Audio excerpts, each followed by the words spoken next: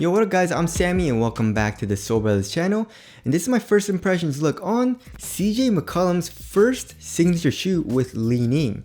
So this shoe is going for a hefty price of $160 for a first signature shoe. That's a premium price. Even Giannis Antetokounmpo, like his first shoe was like 110, 120 bucks. Kyrie like 110 bucks, you know what I mean? So anyways, I guess that's good for CJ. You know, I guess he didn't want a cheap shoe. I don't know.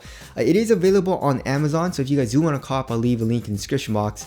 But let's get started off with the Tracciones. And in this colorway, we have a solid white rubber. And here in the forefoot, we have a snowflake pattern. Kind of looks like a snowflake. I don't know. It's pretty interesting. And here in the heel, we have CJ McCollum's logo, which is actually pretty cool. We have a C and then an M, but I don't. Yeah, on the right side, it's a backward. Oh no, that's a J. Oh, that's kind of cool. Yeah, so it's a C. It looks kind of like a G, but whatever. So that's a C and then a J on the right and then an M in the inside. That's pretty cool actually. I just noticed that. But anyways, as far as the actual stop goes, just trying it on my wood floors, it seems to have a pretty good bite. There is a nice little squeak as well, which is very, very nice.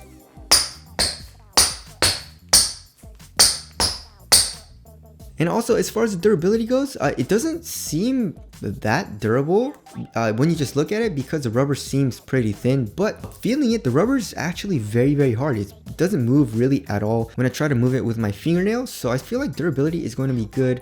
So as far as the overall traction goes, I feel like it's going to be pretty nice. Obviously, we're going to need to test it on an actual basketball court and also on a dusty setting. But just first impressions on my wood floors, it seems pretty nice. Also, here in the midfoot area, we can see there is a midfoot shank plate and it's made out of carbon fiber. And in this colorway, it's like silver. It's actually really cool. I love it. It's a nice premium touch there. Li Ning just does that. You know, they like to add carbon fiber to their models for some reason. It's just like a nice premium touch. I do miss it in Nike. You know, Nike used to do it, especially in their elite models. They just don't do it anymore. They just use plastic. But honestly, I guess you don't really need carbon fiber, you know. But anyways, that's actually really, really cool there. Moving on to the heel to toe transition, it feels extremely smooth right now. We have a very, very curved shape here in the heel. Like, look at that. Super curved. Also, it's pretty much a fully exposed midsole here in the heel. Doesn't feel clunky or anything so far. Here in the forefoot, we also have a very curved shape. You know, so you just put a little bit of weight here in the tip of the toe, just kind of rocks you forward. That feels nice. And also, we have a little bit of forefoot flex. I'm not sure how far this carbon fiber shank plate extends here into the forefoot, but there is just a tiny bit of flex, I would say, just a tiny bit. Under my body weight, it flexes a little bit easier, obviously, but just with my hands, there's just a little bit of flex. The overall shape feels pretty smooth. So right now, I like the heel to toe transition. All right, moving on to the cushioning setup. So we have a full length light foam midsole, which is pretty damn nice. We have a good amount of compression here in the heel. And like I said, it's not really caged at all. It's a free flowing USDA organic non-GMO foam from Li Ning, which is super nice. You know, I don't like caging all too much, you know what I mean? I feel like no one really likes caging. We do have some cage here in the forefoot though, you know, that definitely doesn't allow the foam to compress, but that's fine. Also here in the forefoot, we have a boom pod. Can't really see it. Nothing's really exposed as far as from the outside of the shoe, but it does say on the website there is a boom pod in the forefoot. Can't really feel anything all too much right now, but we'll have to see how things pan out once I break it in and play in it. As far as the actual insole goes, we have a heel crash pad, which feels pretty nice. That definitely does improve the stepping comfort in the heel. And then for the insole, it just reminds me of foam, honestly. It doesn't feel like an ortholite insole. It just feels like just foam. You know what I mean? Like this midsole a little bit. So stepping comfort also is not that bad.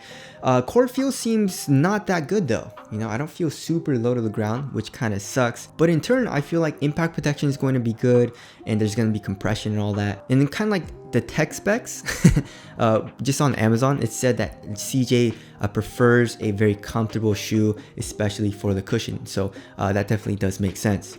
All right, moving on to the materials. So this material definitely reminds me of the Ushuaï 13 premium, I believe it was. Very, very expensive shoe with full length boom. So it's a knit material with a lot of overlay of knit, you know, so it doesn't really feel like it's glued down or anything, but it definitely feels a little bit thick, you know, not crazy thick and bulky, but just a little bit thicker than like the Curry 8. So it definitely does feel like pretty cozy, but it doesn't feel super minimal on foot, which is fine. You know, there's really no pinching or anything. It feels nice and comfortable. It conforms to my foot, especially here in the forefoot. Moving here into the tongue, we have a half booty construction tongue, which does improve the overall fit. And then here on top of the tongue, we have a pretty thick padding, which feels pretty nice. And then here in the back, we have very minimal padding actually, but kind of like on these wings, we have foam padding, which feels nice. And also an Achilles pad, a singular Achilles pad here in the back of the shoe, which definitely does feel nice on the Achilles. So the materials are definitely very premium. Here in the back of the shoe, we got CJ McCollum's logo. On the medial side, it says designed and engineered for Li Ning athlete CJ McCollum, which I guess is pretty cool. Also on the front of the tongue, we have CJ McCollum's logo. The material of the tongue though isn't very nice. It's a super cheap like felt material. And also as far as the eyelets go, we have kind of like a series of cables that are stitched to the actual textile material where the laces can go through. And also here in the ankle area on the lateral side, we have a rose, an imprint of a rose on this felt material. And then here on the medial side of the shoe on the outsole, it says Christian James. So that's what CJ stands for. I didn't know that. And now moving on to the fit of the shoe, I went true to size and it's actually very snug, especially the width. It's super duper narrow, or I don't know what it is, but I can definitely feel this rubber outsole really squeezing the side of my foot. It's actually very uncomfortable. It doesn't hurt or anything, but it's really uncomfortable right now. I feel like it actually might hurt if I play in it and when I start to play in it.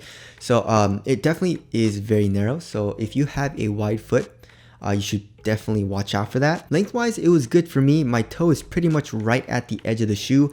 Obviously, if you don't like that, then you should probably go up half a size. And as far as the toe space goes, it's pretty snug. So I do like how that feels. Hopefully this pain does go away on the side of my foot. All right, as for support and lockdown, I feel like lateral containment is going to be very good. So here in the forefoot on the lateral side, we got this plastic piece. This is actually plastic here in the toe box. It's not foam. And then also we have the rubber outsole coming up, acting as a sidewall with CJ McCollum's logo. And also here in the midfoot and here in the heel, the cushion, this light foam comes up a lot as well, acting as a sidewall. And we have an internal TPU heel counter. So a lateral containment, I feel like it's going to be very good. As far as the lateral stability, we do have a little bit of an outrigger, you know, so it does protrude out a little bit. So lateral stability probably is going to be good. And we have a high top. So I feel like also ankle support is going to be good.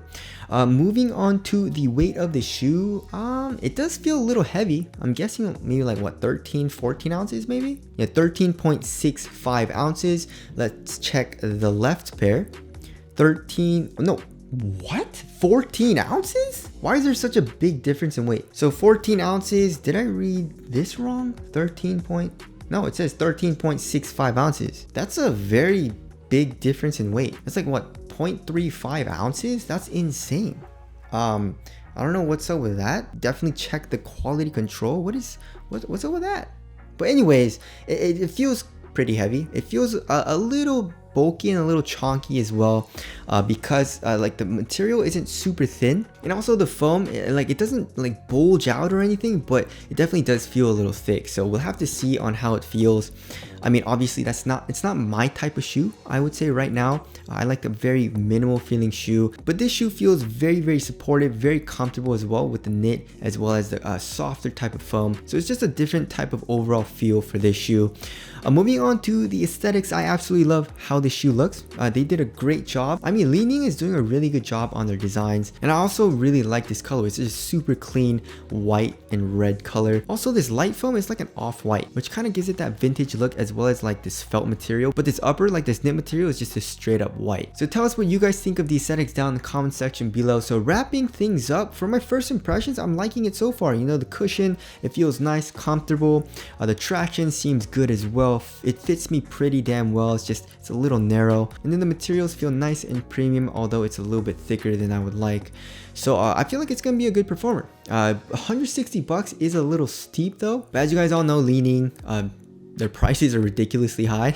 The Wild 9 is like $225, and then the Wild 9 Infinity with the BOA lacing system is like $250. So I guess 160 is very cheap comparing it to that, but comparing it to everything else, 160 is definitely a premium price. Will it be a top performer for that price? We'll have to see on that. But anyways, again, if you guys do want to cop, I'll leave a link in the description box. But that's it.